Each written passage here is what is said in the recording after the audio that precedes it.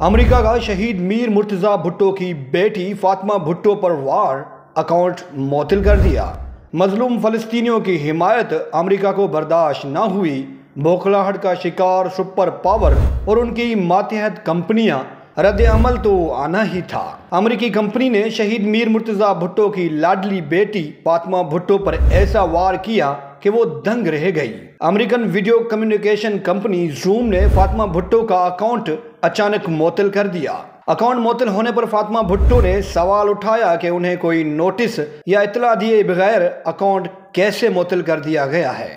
فاطمہ بھٹو نے سوال کیا، کیا جو میں نے غزہ کی صورتحال پر تعلیمی سیشن کیا تھا، امریکی کمپنی نے اس عمل کی سزا دی ہے؟